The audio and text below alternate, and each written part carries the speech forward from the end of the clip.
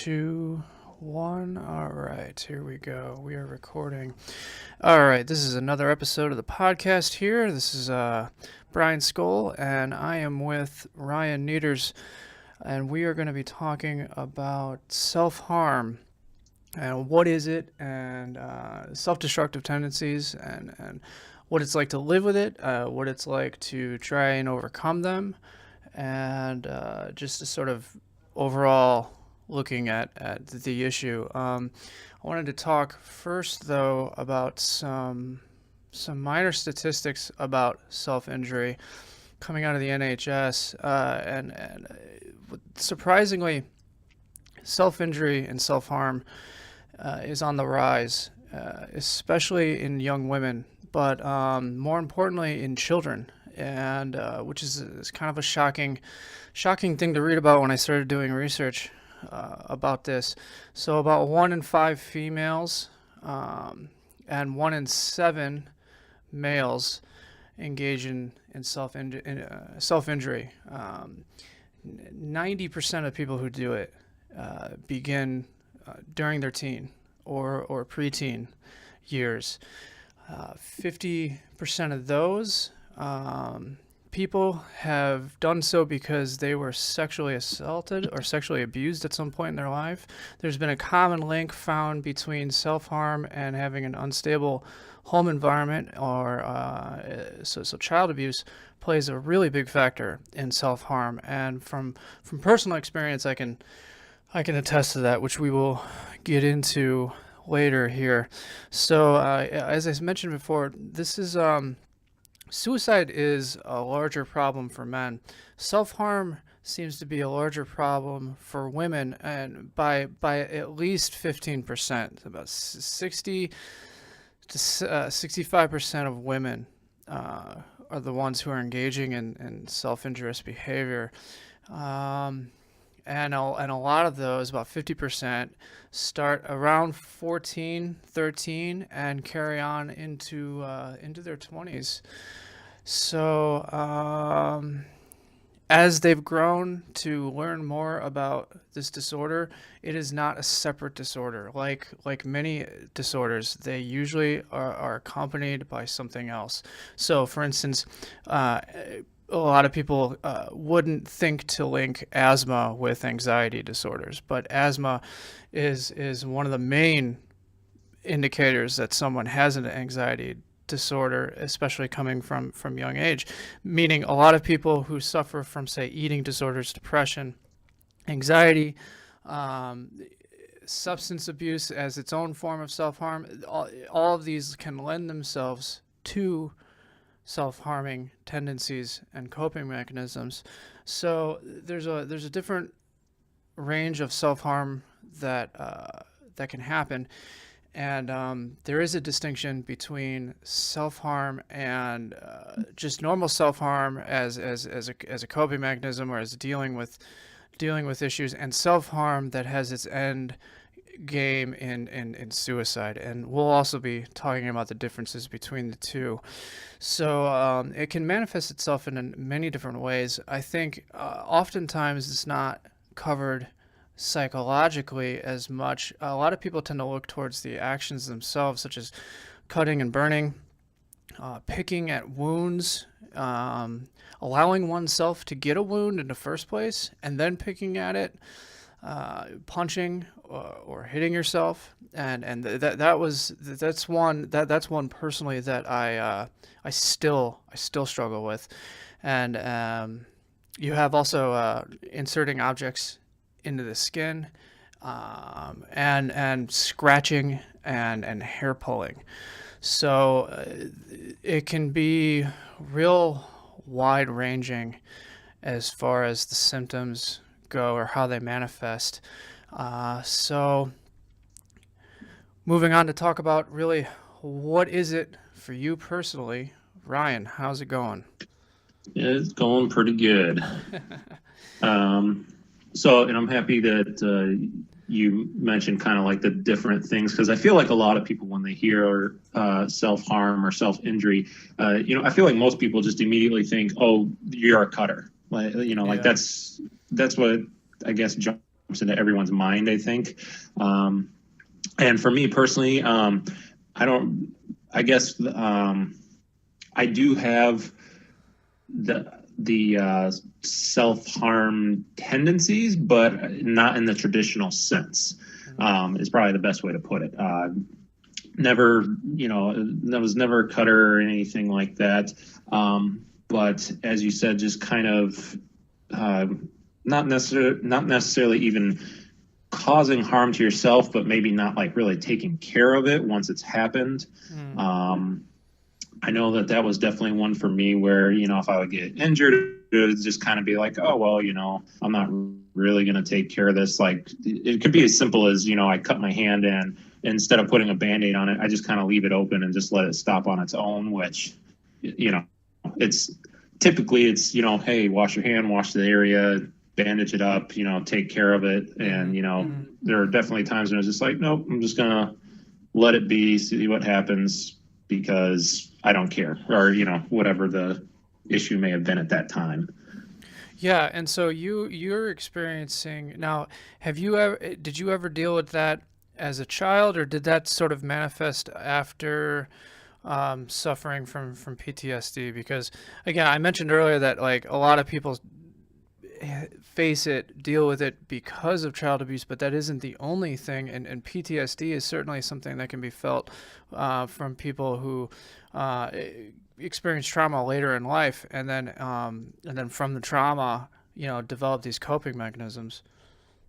Yeah, no, as far as I remember, at least, I never had any, issues with that. I'm sure there was times where, it probably wasn't so much like a self-harm mindset, but more of just like a curiosity. I know with me being in the medical field, even that was definitely something, even when I was young, like, if I would, like get a cut, I might not want to fix it right away, but it wasn't a self-harm thing. It was more of an interest, like, oh, hey, look, the blood just keeps going and that's kind of cool. And well, is it going to fix itself? What's going to happen?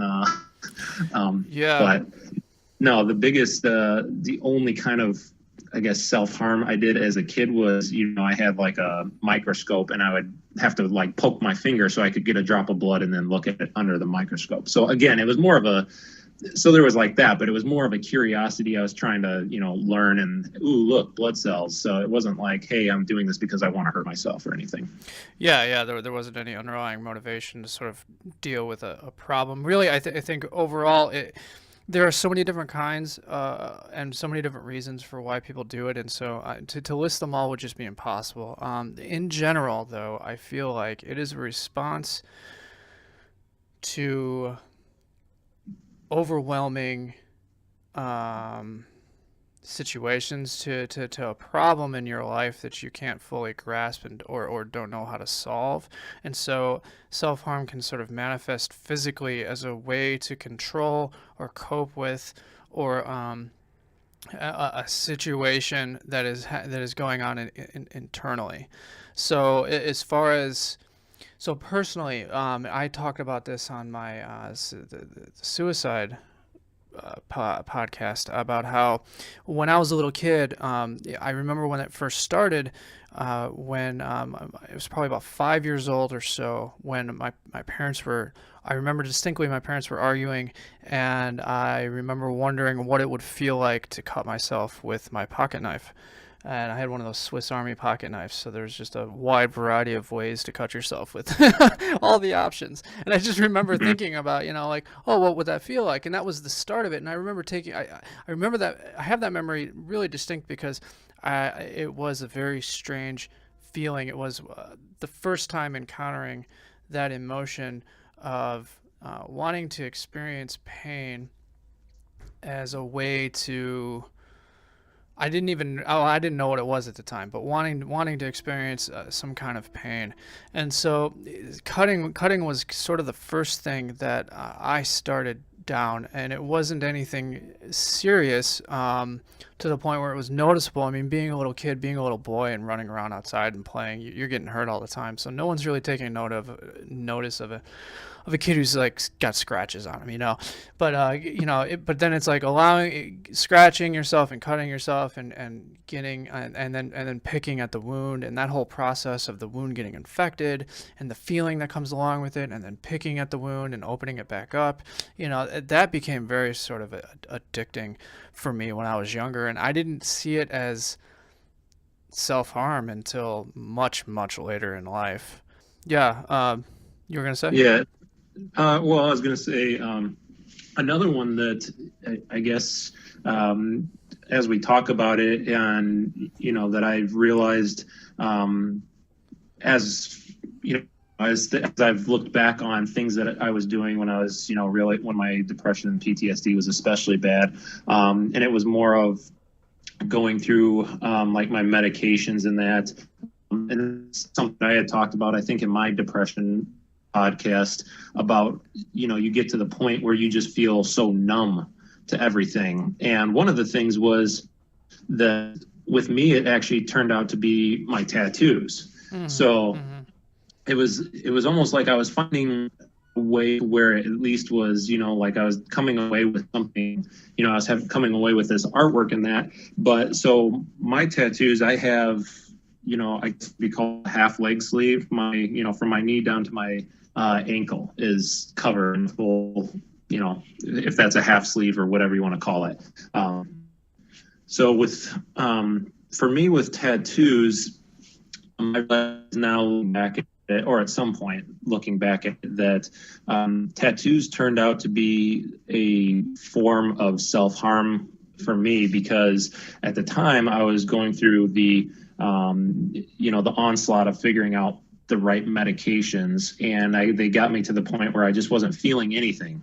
And it was basically, I got to the point where I just wanted to feel something again, anything. And tattoos worked out great, because now I was finding out that, hey, I can feel pain at least. And with my tattoo, so I have the half sleeve on my leg from my knee to my ankle is completely covered.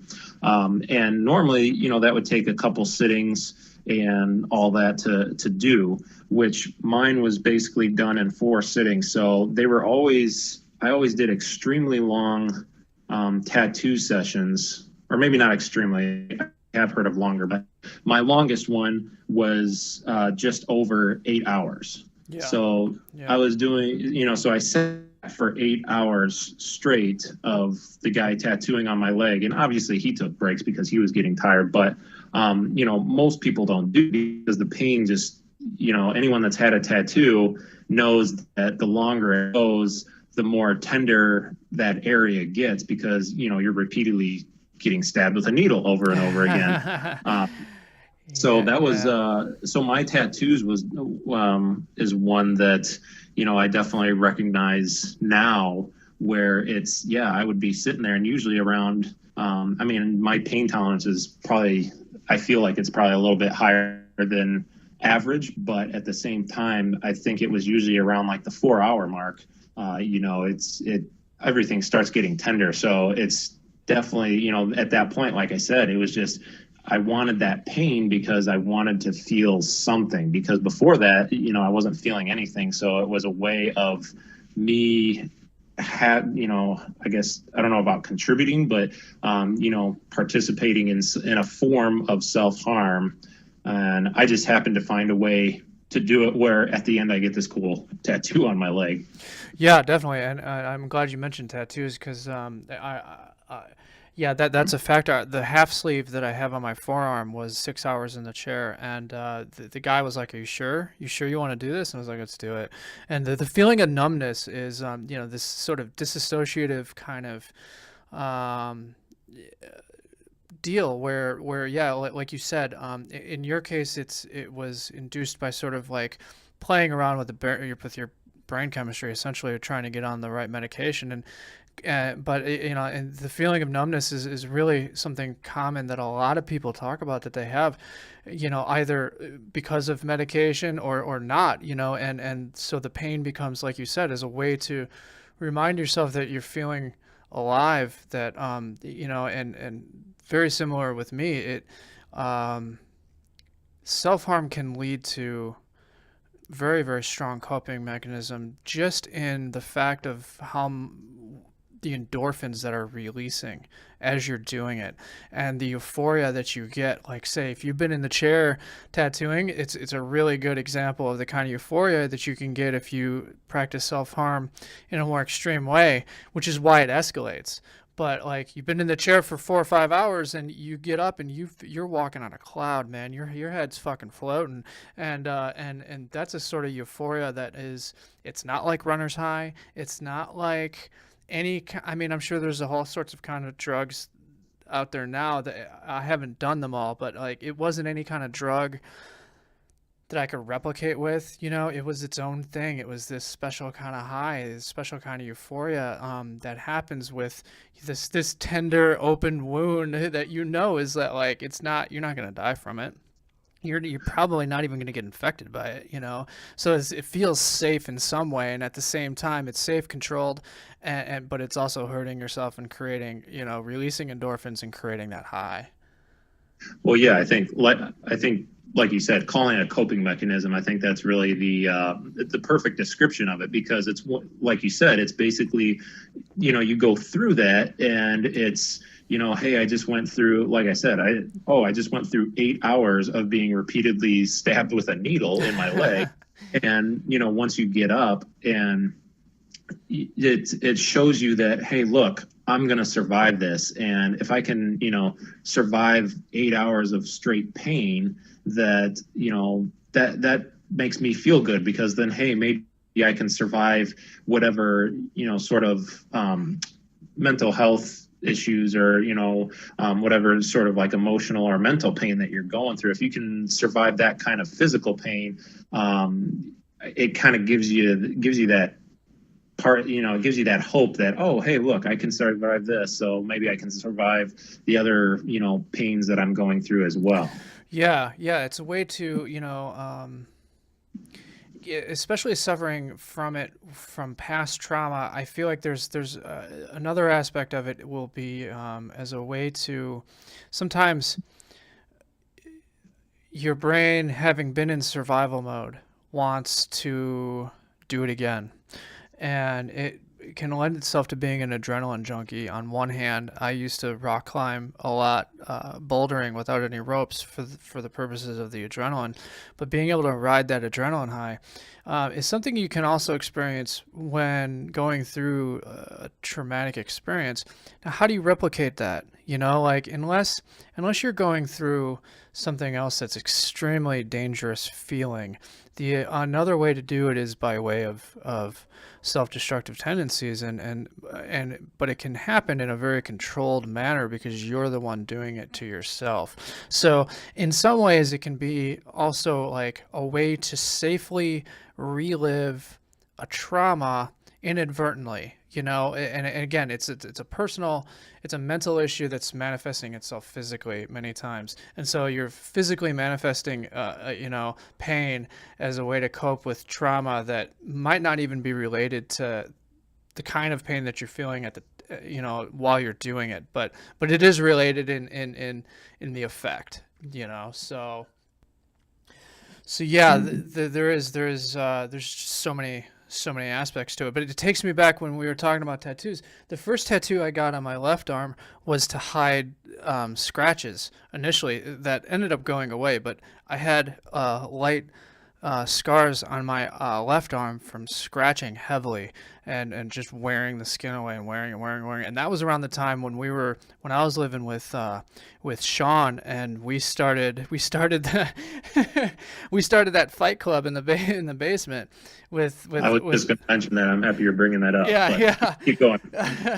Because it's connected, because it was like, it was around that time, and it's not like I've always sort of experienced it as a constant state. It sort of it has come up, but what was I going to say? Okay, so it's not that I've experienced it as always being something that I struggle with, because I don't allow myself to sort of, at this point, to give in to it. as much as I did before, and with the scratching and then hiding it with the tattoo was sort of an extra sort of self-harm on top of the self-harm, because I was tattooing over the recent scratches, and then living in that with Sean and that lifestyle that we were living at the time. It was young, late teens, early 20s, no idea where we were going in life or what we were doing, a lot of heavy drinking, and it was like, well, hey, let's start beating each other up in the basement. Yeah. And it stuck for longer than it should have. Well, and honestly, I would say, like I said, I'm really happy you brought up the Fight Club, because I just started thinking about that as we were talking about this, that, yeah, that was kind of another way of self-harm. But honestly, I feel like the Fight Club, and I guess we should probably define that, when we say Fight Club, I'm sure everybody's like picturing, Edward Norton, Brad Pitt, like bare knuckle boxing. So Yeah. we were actually, being safer about it. We did have gloves. Well, We didn't have- eventually. Well, when I did, okay, so you guys might have been doing it longer than me. I never bare knuckle boxed down there. All right.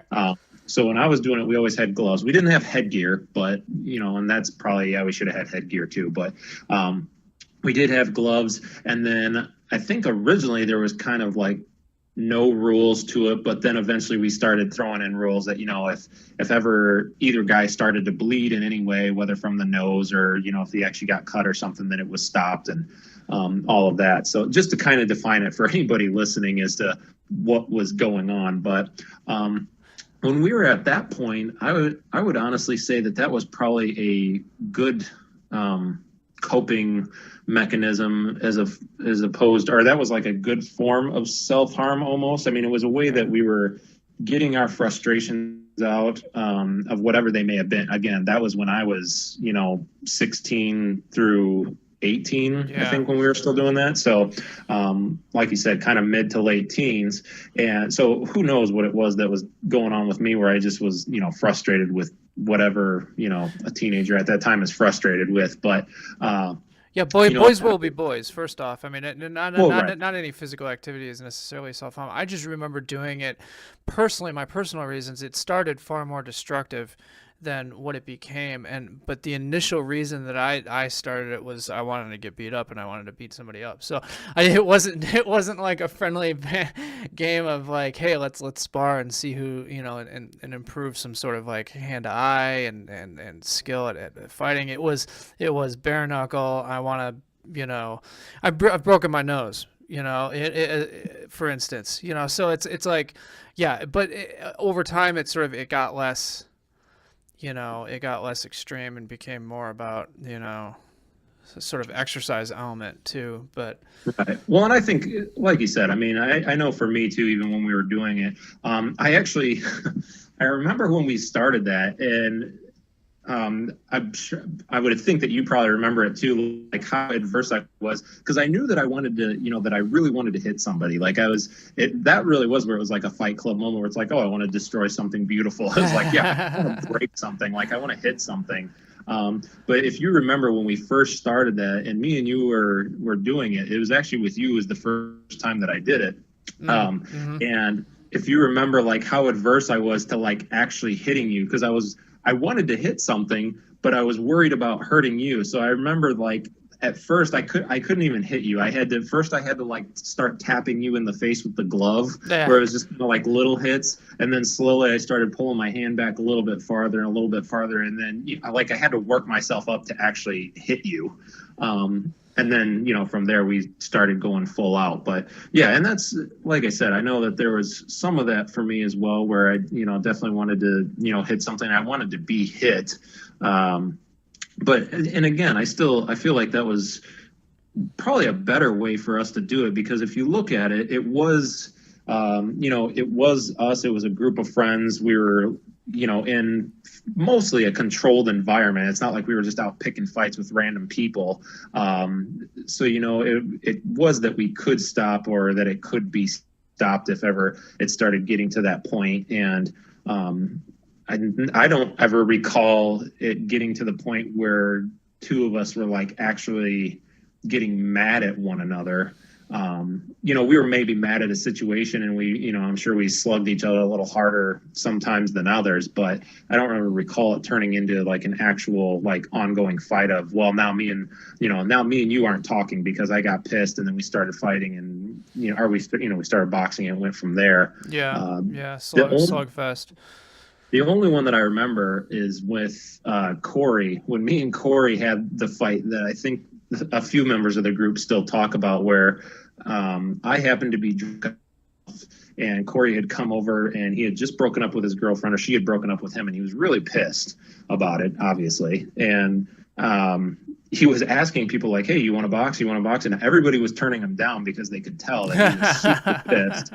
And I was too drunk to realize that he was that mad. And it was like somebody said, "Hey, you want to go box?" And I was like, "Yeah, hey, I want to go box." And he started laying into me pretty hard on that one until he kind of knocked the drunkenness out of me. And then when I started fighting back, but again, the next morning we both got up and we looked at each other, and I had a little bit of a black eye, and Corey's, like, the side of his face was all bruised up. He still tells me about it to this day, about how he was so bruised and his face was so just painful.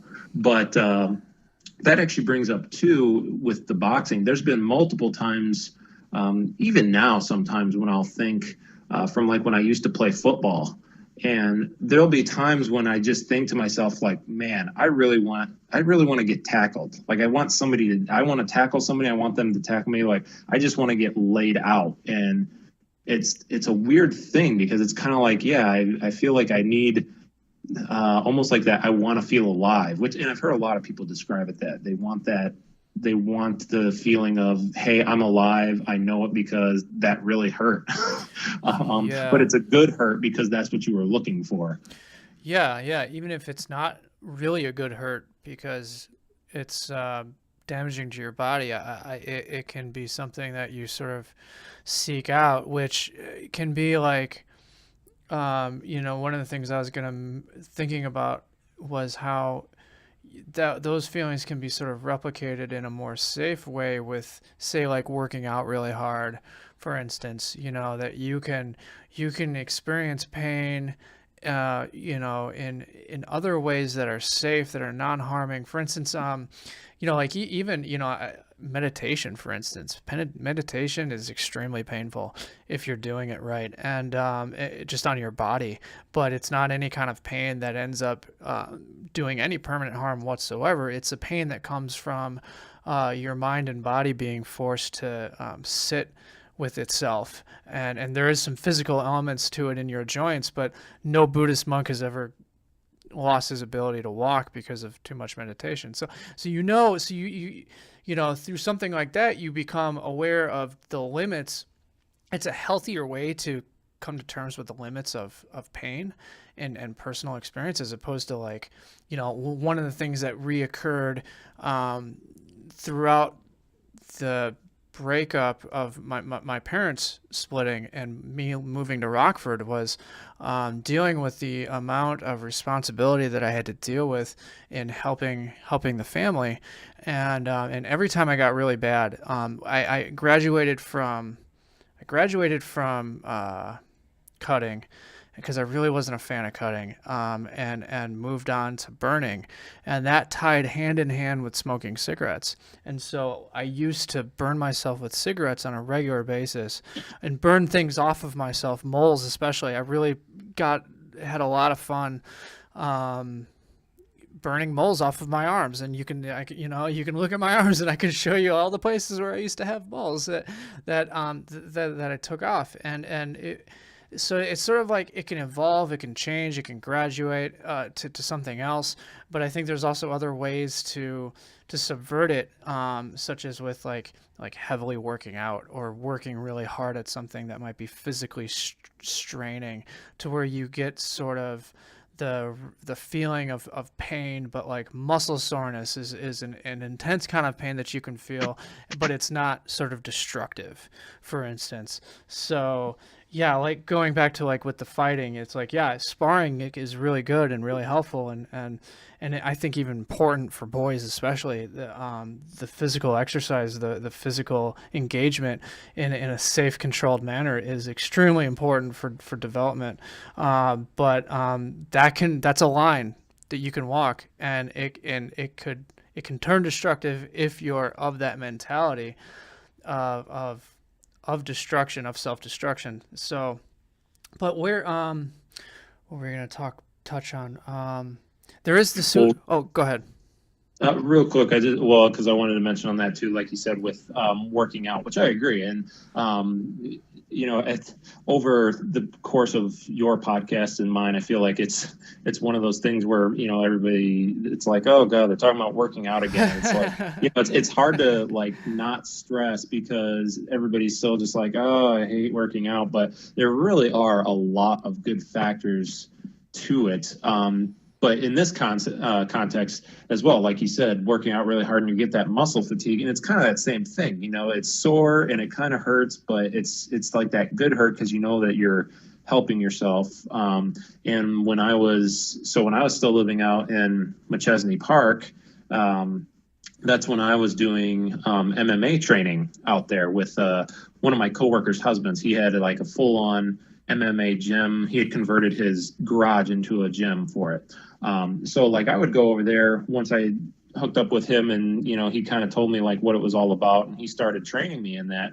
And that was actually one of those definitely where I'd go over there, and it was it was fight training, but it was definitely you would definitely have kind of the self-injury type of things happening because like one of the things would just be okay, like circuit training. When you would do circuit training, I'd be like, okay, so go over here and you're going to hit this heavy bag for 2 minutes straight, just nonstop, just punch, punch, punch, punch, punch, and keep going until 2 minutes are up. And then after 2 minutes, you move on to the next thing and the next thing. And, that's what circuit training is for anybody that doesn't know. You have a time limit and you just move from one exercise to another and you just keep going until that circuit is done. But I remember that when I first started hitting the heavy bag and doing that type of circuit training, I would, every single time I did it, I would come home and my knuckles would be just scraped raw from the fact that they were hitting the bag and sliding on the leather or the depending on which bag I was using, the leather or the like mesh material, whatever it is. And my knuckles would just be scraped raw because I was sitting there just hitting this thing as hard as I could. So it's like, well, there's an injury and it's coming from, doing this training, and you're pushing yourself to where, things like definitely hurt. And when you're doing kicks, it's that whole thing, like you're constantly beating your shin up because you're kicking this heavy bag, and you're slowly giving yourself a bruise on your leg because you're, kicking something that's semi hard, and, it's like obviously going to be painful when your body's not used to it. And obviously all that went away as the longer I did it. But yeah, same thing. It's like, as you're doing that, lifting weights, or if you do like martial arts or boxing or any of those types of things, there are just kind of the typical injuries that go along with those. And that might be, again, that's definitely a better coping mechanism that, you're taking it out in, like you said, or whichever one of us said it, you're taking it out in a controlled environment.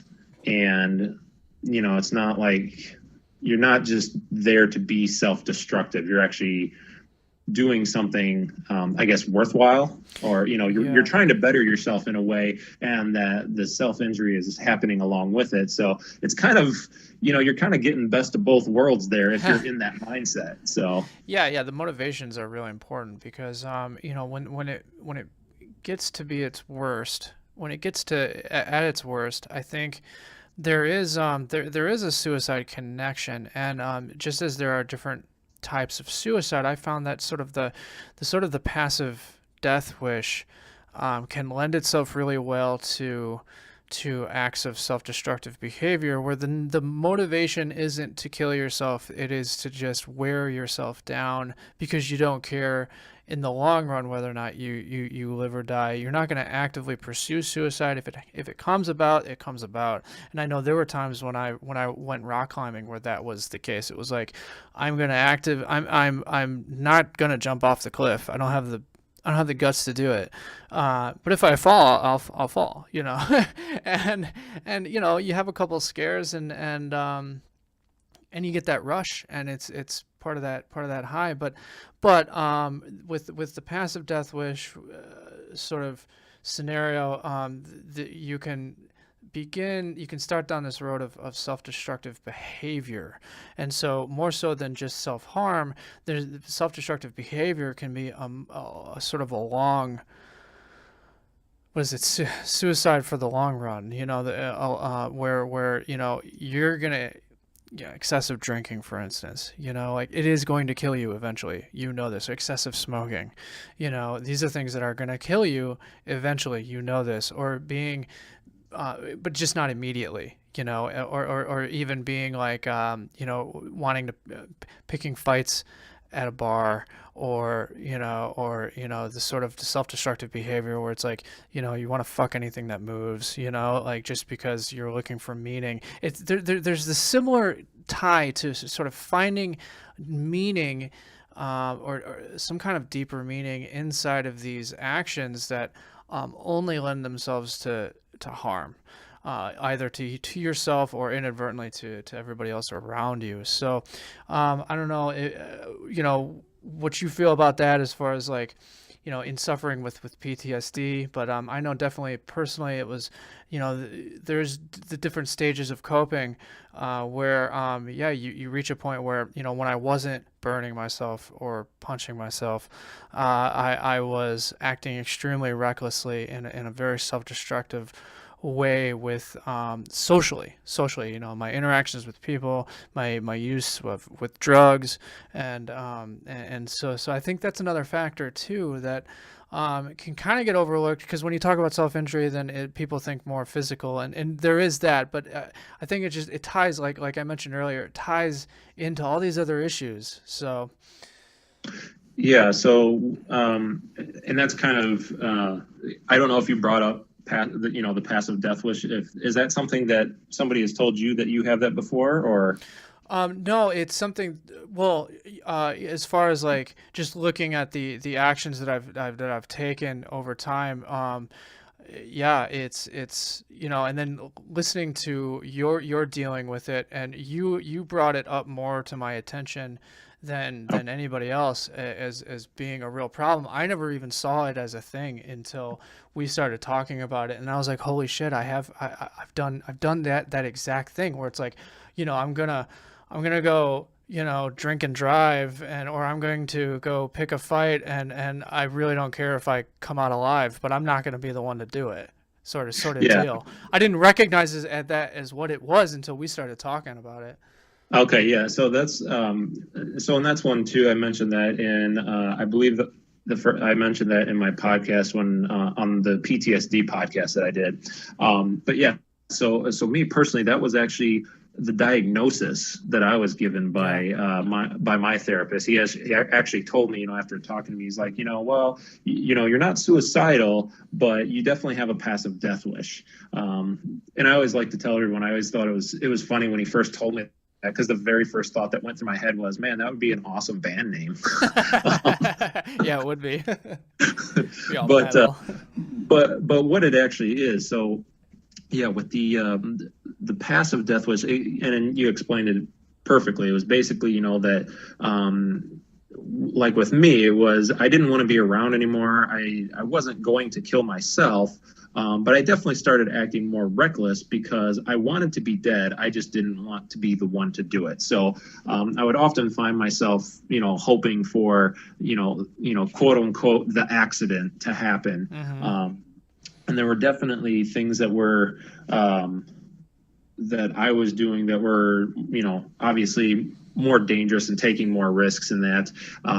So and that was on my way kind of down to the path of becoming suicidal, which with me, it was, I definitely noticed like when I would go out, I would almost purposely, like I would walk home, but I would like purposely walk in the dark, like thinking that, oh well, if I stay out of the light, then it's more likely that somebody's gonna like try to jump out and mug me or something.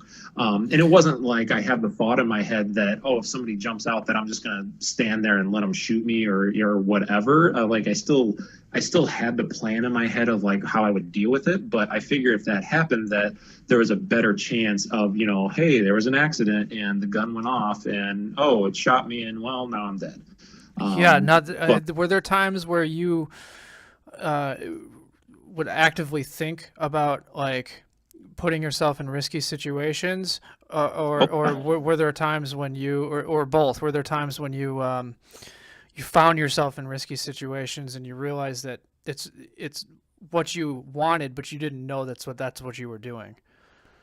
um, I feel like I'm pretty sure that I knew that that's what I was doing. A good example is, and I don't know if we've ever even really talked about, there are like a few times when I would go over to like Matt and Reed's house, and instead of parking like right next to their house, I would purposely park like a couple blocks away. Hmm. And, not that that's inherently dangerous, but it was more downtown area of Rockford. So in my head, it was like, oh, well, obviously it would be safer if I parked, right across the street at the gas station or, just up the road a little bit. But to me, it was just like, oh, well, you know what? If I park a couple blocks away, then I have to walk a little bit farther in the dark and, hey, maybe something happens, maybe it doesn't. I don't know.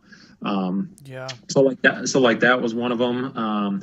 I definitely started getting more reckless with my motorcycle, especially, and that was kind of, I would say, almost like the adrenaline seeking, and at the same time, the passive death wish, where I would drive late at night when I was tired, and then like I would close my eyes sometimes, and I would just leave them closed longer than you definitely should. Definitely an unsafe amount of time, and that's where it was. Like I said, it was kind of the adrenaline rush because it felt great because it felt like I was flying because I have my eyes closed and the wind's flying by me and my arms are out. I'm kind of doing like the Superman fly because my arms are out in front of me and wind's on my face. And if you close your eyes, it's just kind of like go off in your imagination and, hey, look, I'm flying right now. So, like that. And very often I would find that was like one of my biggest things was I was always hoping for a car accident. Like I was hoping like, oh, a car would, just T-bone me, or like a semi would just slam into me or something like that. And with that, I realized what kind of snapped me out of that was the fact that I was looking for my way out, but I didn't want to hurt anybody else in the process. So like driving recklessly, I stopped that fairly quickly. Was it I mean, a sudden realization, or did you? How did that come yeah, about? yeah, I think it was kind of a sudden realization. I think that was going on for like maybe a month or two. It wasn't a really long time, at least compared to other issues. But I realized, I was sitting there thinking about it, like, man, I really hope this car T-bones me. I really hope a car pulls out in front of me, and I just slam into him and I fly through the windshield, and then I'm just done. But then I think that realization suddenly hit me, like, oh yeah, but I'm not thinking of the fact that if I slam into somebody, I might kill them, or Yeah. or I might kill a family or something like that. And that's when it was like, oh shit, that's I don't want that. Like that's not the way to do it. And as far as suicide goes, you were kind of mentioning, or you're kind of touching base on it, and I forgot exactly how you just put it, but one of the things with when I was starting to get into that suicidal mode, I started doing those things and becoming more reckless, and trying to do things that people would disapprove of, because I wanted to, basically, I wanted to make my life seem less worthwhile. I was trying to make it seem more meaningless. And, I guess I was trying to get myself to the point of that, if I did die, that people would look at it and be like, oh, well, he was going down a bad path anyway. Or, Yeah. So it was it's almost, justified almost. Yeah. Yeah, I wanted it to be where I was trying to get it to the point where people would just be like, well, the world's probably better off now. Because that in my head, that's the way that I looked at it, that the world was better off. I would be better off if I was just gone. So it was almost like I was trying to rationalize it for the people that cared about me that, hey, if I could, start screwing up enough that they would look at it too, like, oh, well, his life was in the gutter anyway. So, it's probably for the best. Yeah, So, yeah, and connected with the suicide issue, it was one of the indicators that made me realize just recently that I was in far more serious of a mental state than I realized was my inclination. My first thought was to come up. It just popped into my head. It was just an old thought, and it was very, very similar to the first thought that I ever had, of wondering what it felt like to cut myself. But it was more of just like I should cut myself. It was just this thing that popped into my head, and you should cut yourself, and it was an instant alarm in my mind, and only now at this point, it was never really much of an alarm before. It was kind of just because I've lived with it for so long, or different aspects of it, like the punching myself is something that I still deal with, like my leg. I'll punch my leg, and because I know that's like, okay, I'm only hurting myself, so it doesn't matter. And it just is a natural response to like really frustrated. It's a situation where I'm not in control, or I can't control it, or feeling like, almost like as a way to gain control again, is such a strange way to think about it. It's such a weird sort of rational. I don't even think it's a rationalization. It's just a sort of like a primitive, like this primitive response almost. Like things are outside of my control. Things are frustrating. In the past, when things were frustrating and outside of my control, it meant a lot of pain. And so as a response to that, it's sort of like, okay, self-induced. There's that. So it's like what is it like? It's almost like if I repeat a phrase and you that everybody knows, you expect the next part of the phrase, like a saying, like you have nothing to fear but fear itself, right? Fear itself always comes with the first part of the phrase. And so, the first part of the phrase is a situation or a scenario that I'm frustrated and I don't have control and I don't know how to get control. And then the second part of the phrase is, well, that always comes with pain. And so punch yourself, so it's like it's completing the second half of the emotional experience that, I grew up with. So, and breaking that, I never consciously made the effort to break anything until I've gotten to this, with the punching myself. But in the past, it wasn't like, it was sort of, I always knew that it was bad behavior. So there was always that taboo aspect of it. But I never consciously made the effort to move away from it. What ended up happening was I ended up devoting my creative energies to educating myself into school. And so it was sort of like a diversion of energy to like, okay, here I'm sitting frustrated in my life, don't know how to get out. And so I kind of figured, okay, education is the only way to go. That I feel like I can manage, and I went that route. And as soon as I went that route, what happened was it cut out drinking because I wanted to get good grades.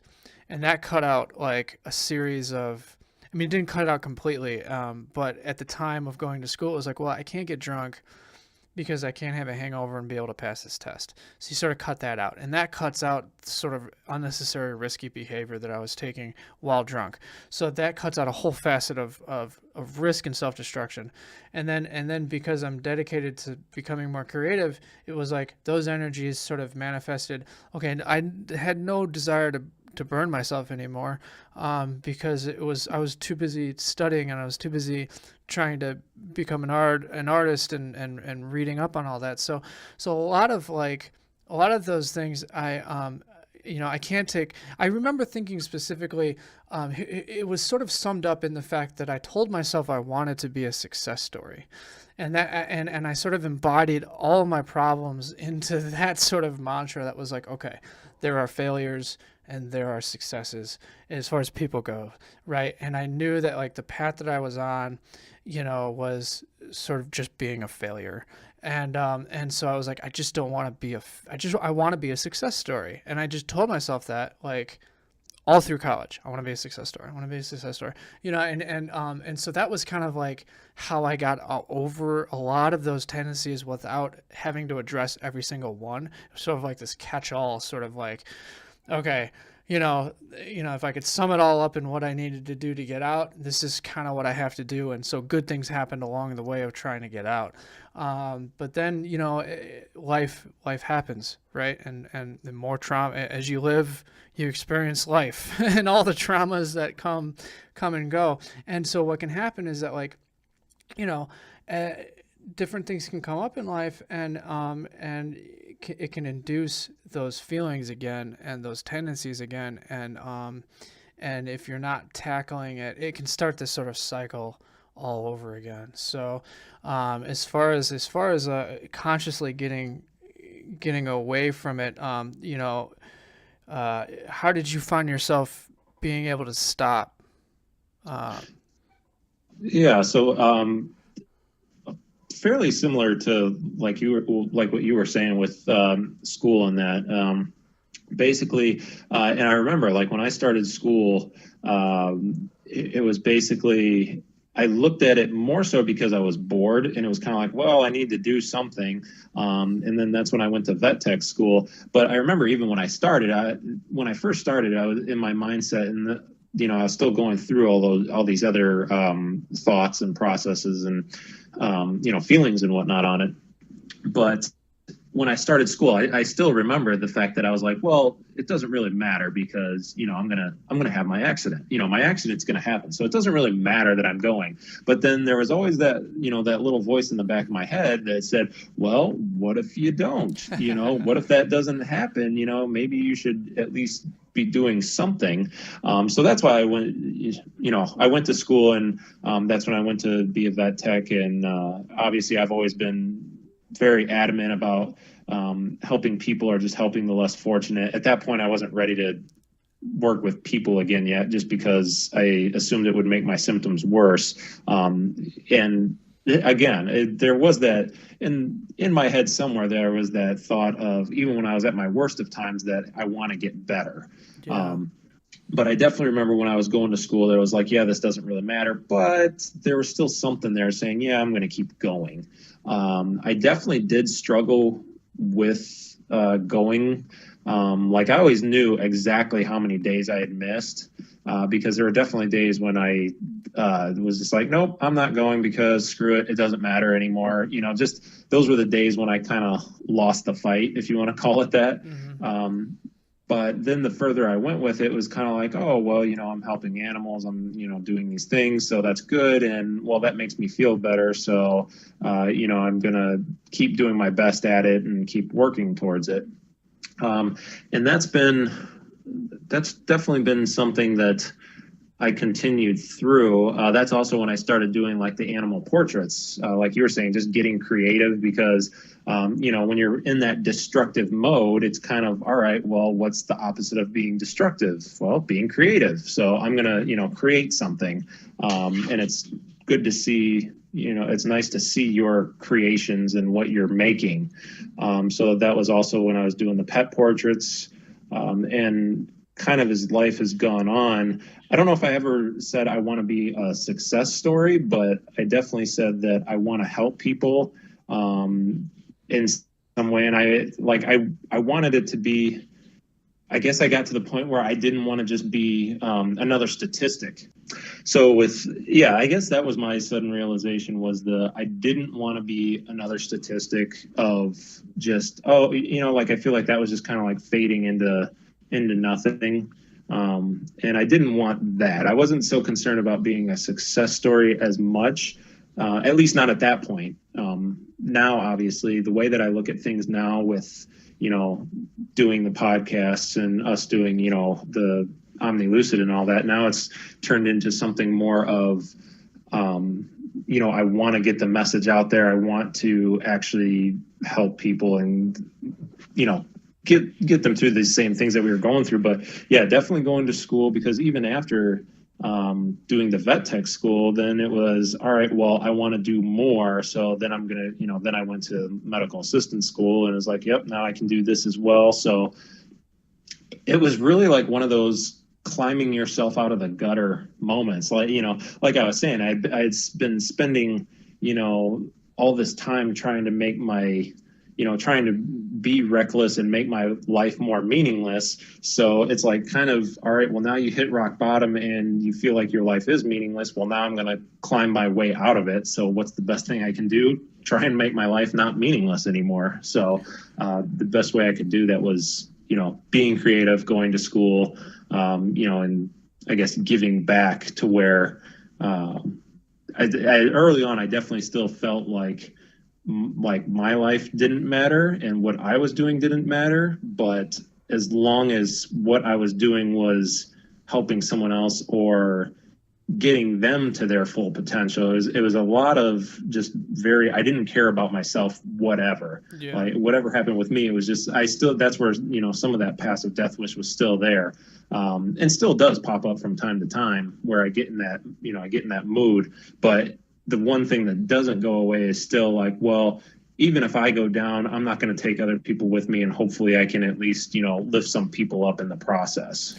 Yeah, because you start. I mean, personally, I started to look at the outcome, the overall outcome of what I was getting out of the different things I was doing. So realizing that, like, well, the outcome I get from doing this is nowhere even close to the outcome of if I do that. And this being self-destructive, and that being creative, like you had mentioned. So the outcome starts to become way more rewarding. You get a bigger high when you make something versus burning yourself. So it's a bigger, better high, and you have something nice to look at in the long run as opposed to a wound. But do you think that there was, because there's a degree of overcoming trauma, right, where I feel like everyone has to sort of, like, if you experience trauma, you got to ride it out. It's sort of like the mourning process, right? You're going to experience a set of emotions, whether you like it or not, and it's going to run its course, and it's different for everybody. I'm not sure you can't help somebody who doesn't want to be helped. First off, that's the first thing. And then there's people who are going through trauma, or if you're trying to overcome trauma, and you're in the throes of it, there might not be anything anyone can say to you if you don't want to help yourself. Do you feel like there was something maybe you could have said to yourself when you were in the thick of it to get you out? Or do you feel like it was just this process that you had to go through, and you're lucky to be alive now, but it just had to happen, sort of deal? Are you saying, I guess my question would be, are you asking, like, are you asking it in the literal sense, like if there was something that I could have told myself to get out of it? Or are you asking, if you like, could go back, there's something I could say now to someone else that's going through it? Well, I think for that purposes, talking to somebody who might be going through it, but at the same time, so yeah, both. Like, if you could go back in time and tell yourself something, do you think there'd be anything that you could say to make it better? And what would you say to somebody going through it? I don't know if there's anything that I could have said to myself. The biggest thing is now, like where I've gotten to, it's more of just me knowing that, things will get better. The reason why I say I don't know if I could have said that to myself, though, is because in the thick of it, I probably wouldn't have listened. And that was another thing that I brought up in one of my podcasts, how unfortunately, the old adage of, time heals all wounds and time heals all things. I do actually believe that, because I feel like that's pretty much what it was, is that I just needed the time to heal and get through it. Unfortunately, I know, and I can even say this from personal experience, that, that's not what you want to hear when you are going through it, because it's depending on how severe it is for you, if it's really bad, I mean, like if it's bad like it was for me, it's definitely like, no, I'm not going to survive this. I can't, I can't just let time go by. And it's a big sense of not knowing as well. I mean, when you don't know what's going on, and at that point, when you do feel worthless, you kind of feel like, like nothing is going to get better, like you're not going to amount to anything. You feel like, like that's just going to become who you are. Which as long as you can, stick it out and at least try and do even small things to continue to help yourself, I would say that it will get better. If you seek out the help, if you're willing to accept the help, then things can get better. Also, to let people help you that want to help you, because that's another big thing.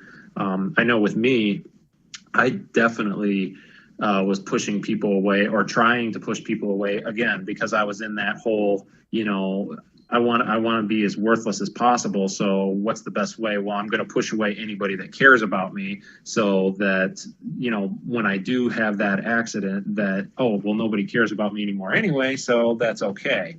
But Yeah. to let the people that want to help you, let them help you. I guess that would probably be my best advice to anybody going through it now, because again, nobody wants to hear, hey, time will heal all things. But if you let the people that want to legitimately help you, that will at least make it a little bit easier, as you go through it.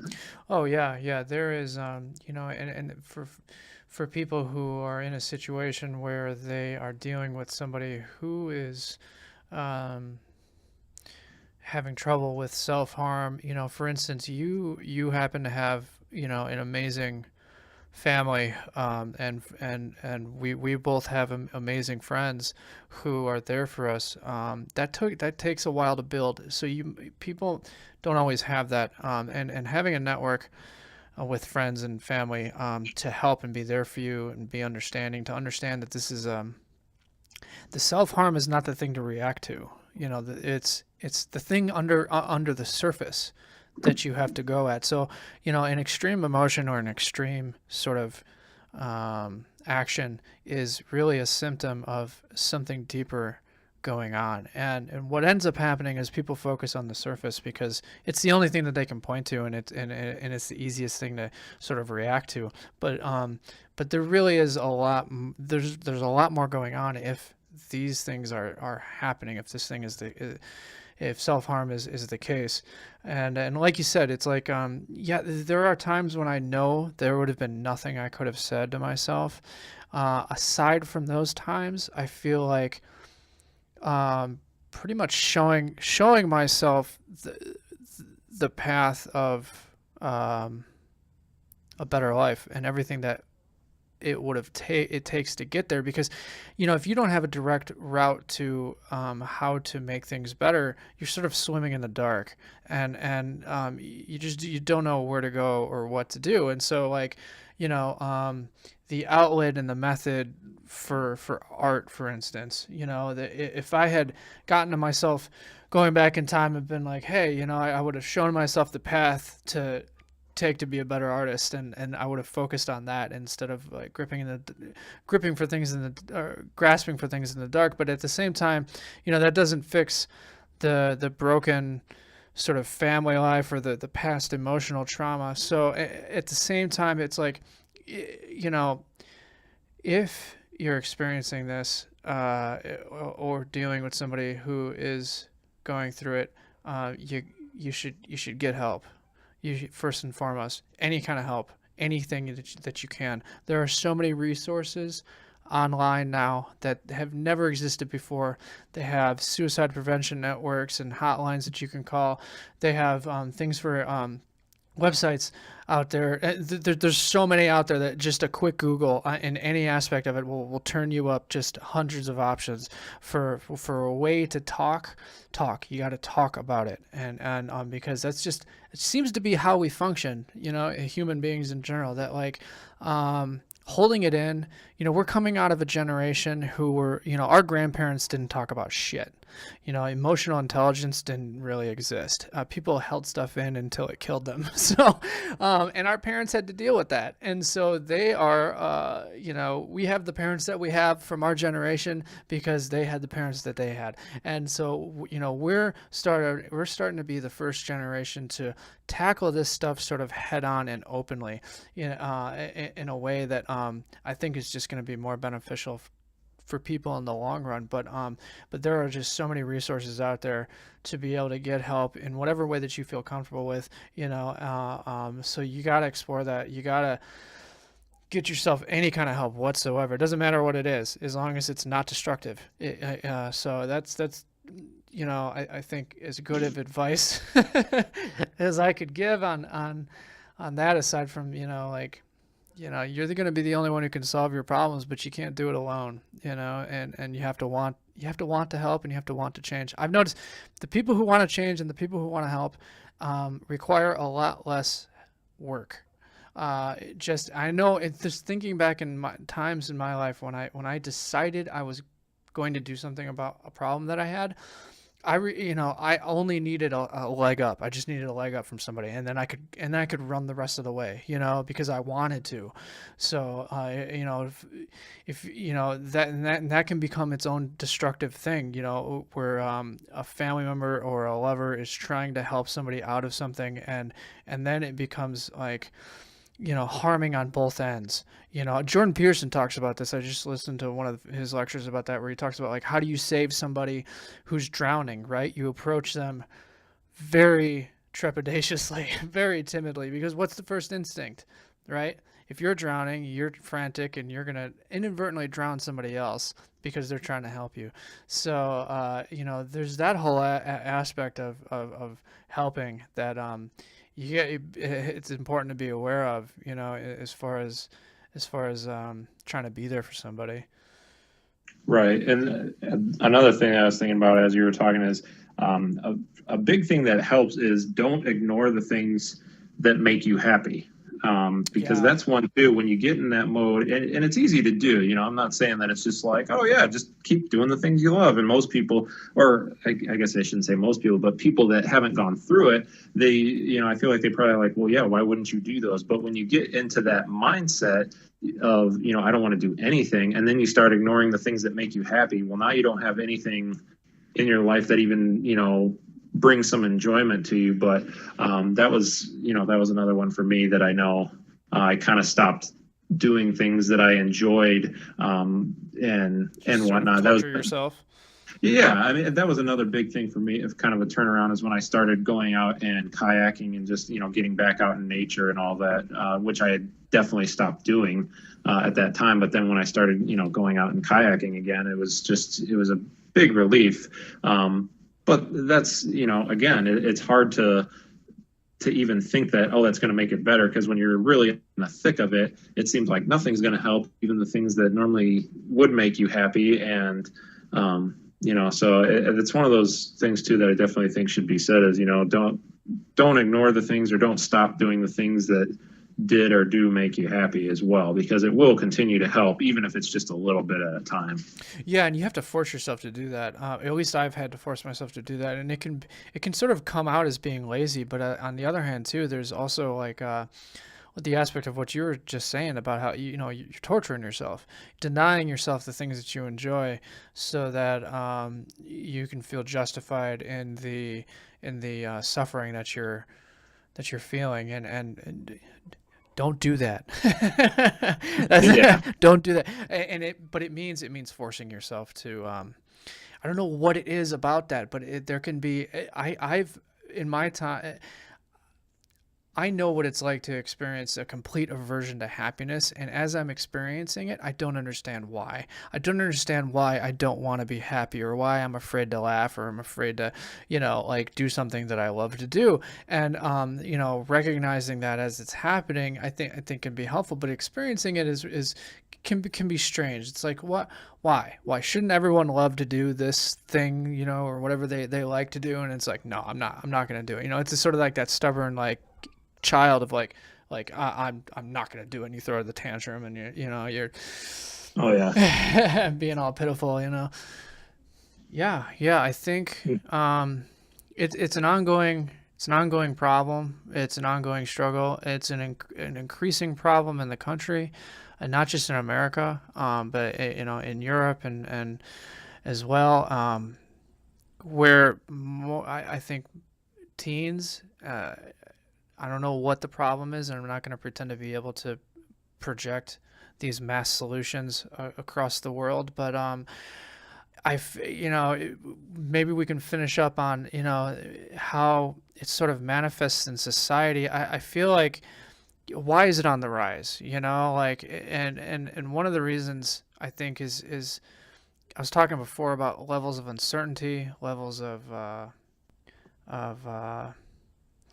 feeling chaotic, feeling like life is out of control. Maybe that's a bigger experience in teenagers. Maybe being connected. I don't want to blame all of this on the internet, but I wonder if being connected in such a vast network of people sort of increases anxiety of social sort of judgment, and that creates sort of like, this sort of, it can lead itself to self-destruction. Obviously anxiety can, but maybe the collective anxiety that people have of feeling overwhelmed, is something to do with it. But we definitely, you can sense this sort of self-destruction looming over the horizon, where even politically, that people's emotional states are that much more on edge. I don't know what your thoughts are. Um, yeah, I can. Kind of a kind of a bundle of things with with that. As far as being connected in the internet and all that, like you said, I find myself kind of getting caught up in, as far as like teens and that. I'm like, Jesus, like, God, man, you guys are just really like acting like you have it so hard. And, and that's really the wrong thing to do, because obviously I haven't been a teenager in quite some time now. So I'm sure the issues are different from, what teenagers go through today as when I went through it, just the same as it was different for our parents and when we went through it. But I feel like, I would say, as far as the connectivity, if you are a teenager, or not even necessarily a teenager, but I think people really need to get away from searching for the answers on social media, because I feel like it's just too easy. And there's legitimately going to be people that want to help you, but I feel like it's just too easy for all the naysayers and the people to be negative, which is just going to make it worse. So that's one where, and I say that oftentimes enough when I'll see different posts and that on the, on social media type stuff and Facebook and all that, where, it's kind of like, all right, this really isn't the thing that you should be looking for help on social media for. This is the stuff that you should be, relying on the people closest to you. And I guess, you should be with topics as, I guess, important or as sensitive as these, you do have to be more picky about who you're going to trust with this and who you're going to rely on, because you want to make sure that, like you said, that you're making a good support network for yourself. So I guess that's kind of my thoughts on the social media part of it.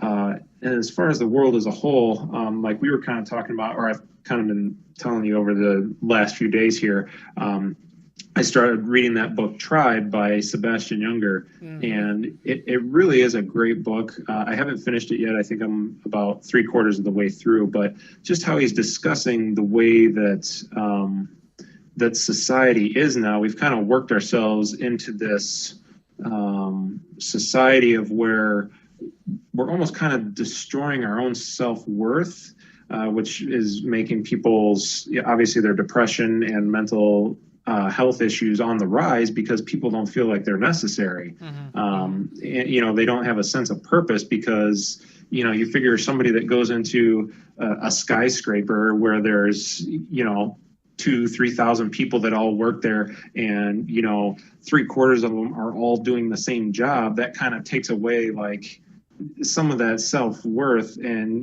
people can, that kind of leads to people not feeling important. So Oh yeah, and I've seen that happen with artists, where like, they turn what could be motivational into something that deters them from trying, where they will, you can now listen to the thoughts of and feelings of some of the best artists alive right now, and you can get a window into their world on a daily basis. How can you? There are people where that just completely inadvertently crushes them because they feel like they can never compare. They can never compare, and so instead of it being motivational, some people take that as being like, why, like you said, like, why should I even try? Like, I'm just insignificant. Like, Right. Yeah. And it's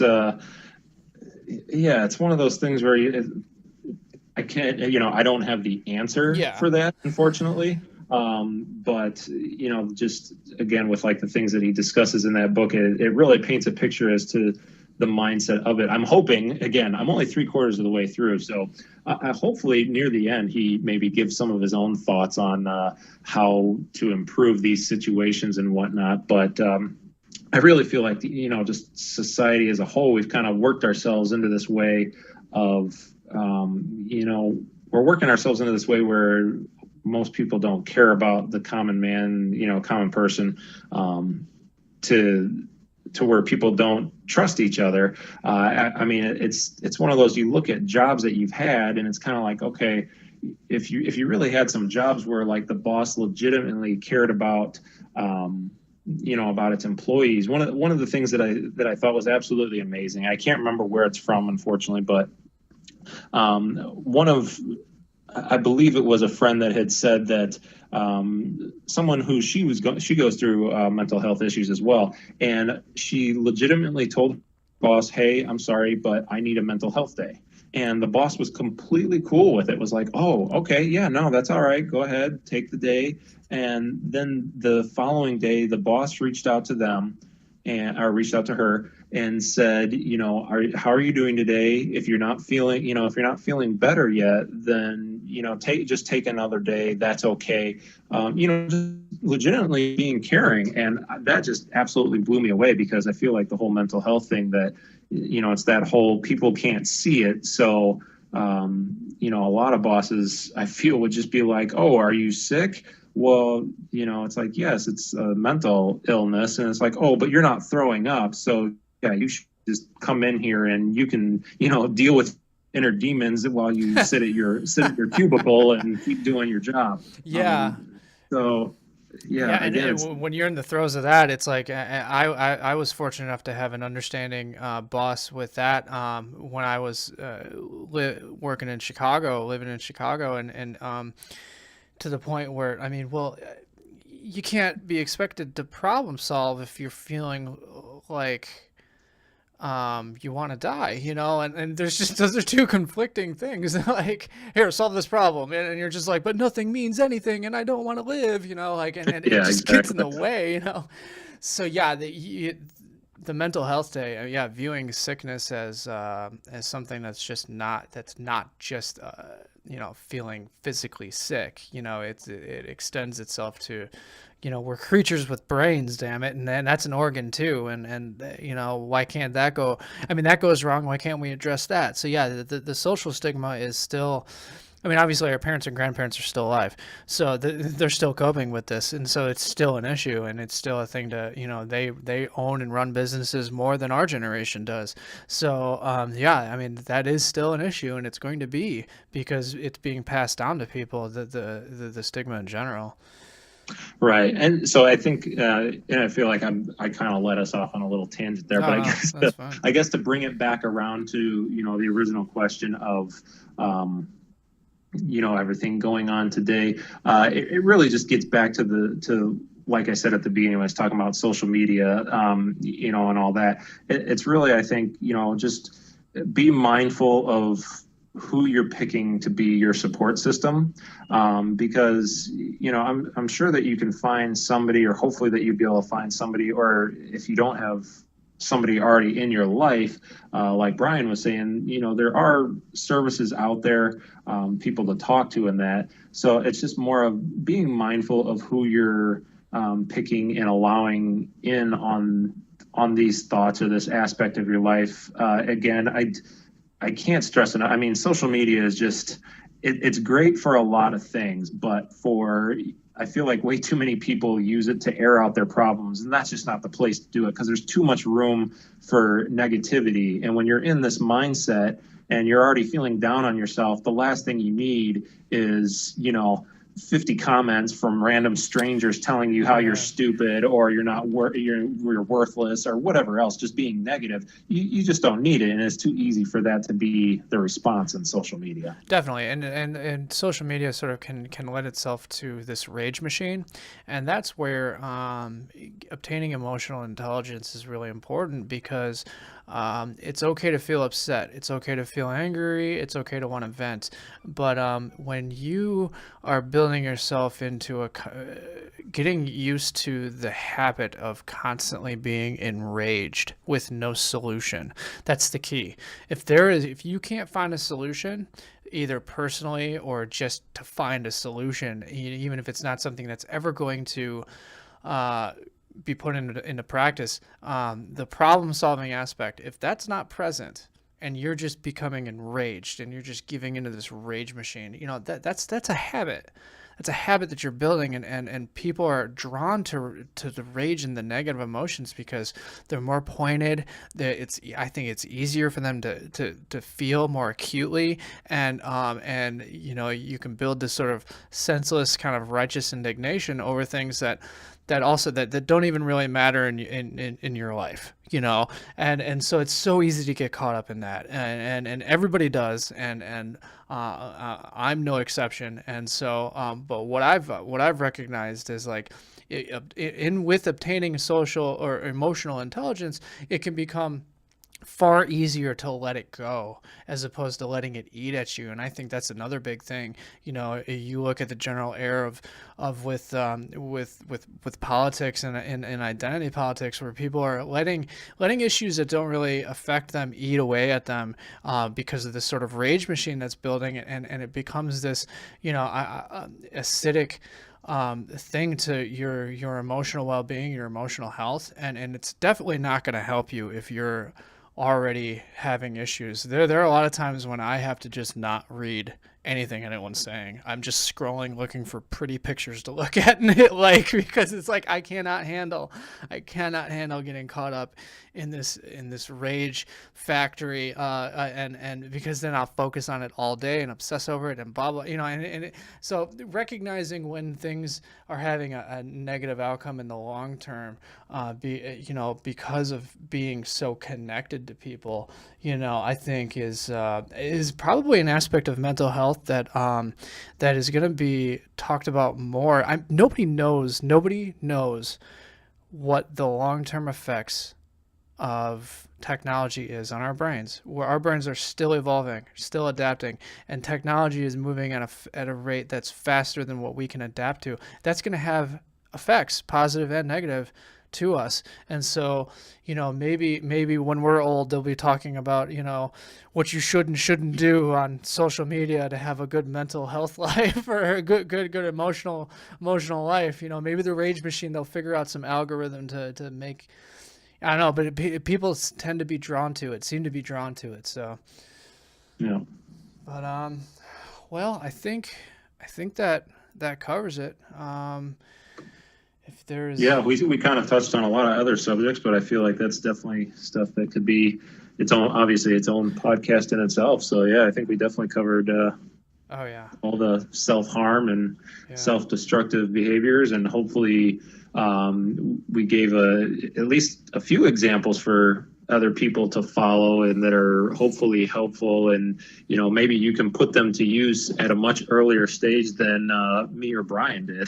Definitely, and it's not something that you can just cure, or anybody can just cure, and it's not something that once these things are ingrained in you, it might be something that you're going to struggle with for the entirety of your life. So there's not going to be this sort of I beat it type of thing. It's a process that you always have to work at, and with that in mind, I think we covered a lot, and there's always more to cover. So thank you, Ryan, for doing this. If anybody Appreciate it. And if anybody's interested in checking out more content from us, we have an Omnilucid Media page that we are producing content on over on Facebook.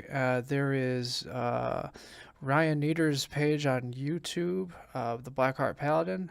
There's also the other member of Omnilucid Media, Matt Miller. He has his own page on YouTube with Beard Plays, where he does a lot of video games and fun stuff. So more content is coming. You got down on the shirts, thankfully, and so we do have shirts. Awesome fucking shirts.